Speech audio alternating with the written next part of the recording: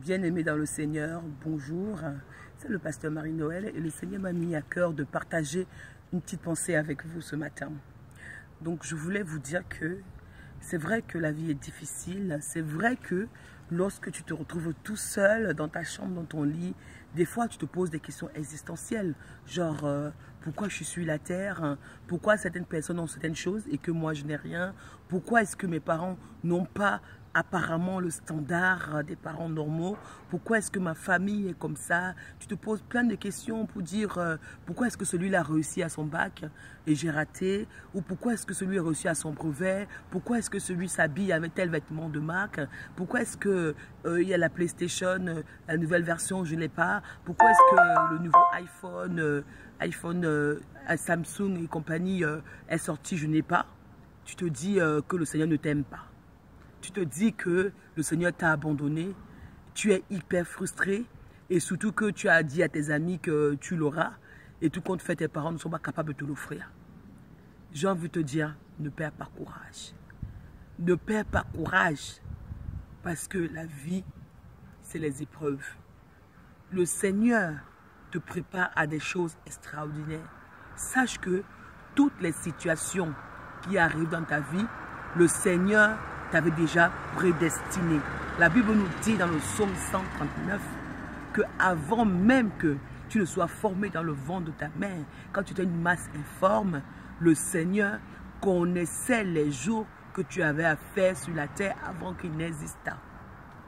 Donc, c'est vrai qu'aujourd'hui, tu es frustré, c'est vrai qu'aujourd'hui, tu es mal dans ta peau, mais c'est une formation concrète. Parce qu'on vit dans une société de consommation, on vit dans une société de production, on vit dans une société de tout express où les gens aujourd'hui sont à Paris, demain on les retrouve à Miami, après-demain on les retrouve à New York. Et ils font croire que c'est comme ça la vie. Non, c'est pas comme ça la vie. La vie, c'est un cheminement. La vie, c'est une série d'apprentissages. La vie, c'est un ensemble d'étapes, c'est un processus. Et j'ai envie de te dire que si tu te dis, alors ton Dieu t'a abandonné, alors tu ne sers plus Dieu parce que tu n'as pas de résultats concrets dans tes projets, parce que tu n'as pas le tout express, le tout immédiat, mon cher, ma soeur, tu es en train de te tromper parce que le Seigneur a prévu des grandes choses pour toi. La Bible dit que dans le livre de Romains, que tu étais enfant de Dieu. Tu es enfant de Dieu. Tu as été prédestiné comme frère et sœur de Jésus-Christ de Nazareth. La Bible nous dit encore, oui, la Bible nous dit encore, dans le livre de la Genèse, que Dieu a créé l'homme. Il a dit, allez, remplissez la terre, multipliez-vous. Remplissez la terre sans frontières. Parce que le Seigneur n'a pas fait de frontières. Le Seigneur n'a pas fait de limites. Le Seigneur n'a pas fait de limites sur la terre, mais ce sont les hommes qui ont fait des limites. C'est vrai qu'il faut respecter les lois des hommes, mais sache dans ta tête que tu es un citoyen du monde, tu es une merveilleuse créature du Seigneur et que les frustrations que tu peux vivre aujourd'hui ne sont qu'un escalier pour te donner de la maturité, te donner de la sagesse, te donner de l'expérience pour témoigner demain. Alléluia. Donc ne reste pas sur tes échecs d'aujourd'hui. Ne regarde pas ta situation d'aujourd'hui et ne te dis pas que tout est fini. Parce que le Seigneur a mis en toi un potentiel. Un potentiel qui ne peut être exploré, qui ne peut être découvert, qui ne peut être rentabilisé, qui ne peut être utilisé que lorsque tu médites les Écritures, lorsque tu lis la parole de Dieu. Et la Bible nous dit aussi que celui qui vit dans la parole de Dieu, celui qui médite les saintes Écritures, celui qui aime le Seigneur, il produit son fruit en sa saison. Il y a une saison pour chaque chose. Tu ne peux pas produire un fruit en tout temps. Aucun arbre ne produit un fruit en tout temps. Tu produis ton fruit en ta saison. J'ai envie de te dire aussi que la société est en train de façonner des personnes avec des addictions. Addiction, je te prends un petit exemple. J'ai vu au journal où il y a des bonbons qu'on fabrique à base d'alcool, Morito et compagnie pour des enfants.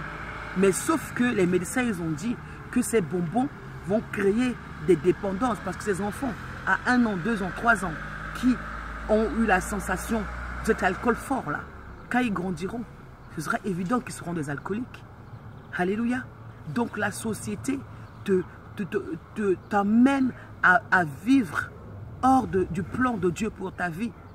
Et justement, nous sommes là, en tant que serviteurs et servantes de Dieu, pour te dire que le Seigneur t'aime, pour te dire que le Seigneur t'a prédestiné, pour te dire que le Seigneur t'a choisi comme son enfant, pour te dire que le Seigneur t'a mis à part.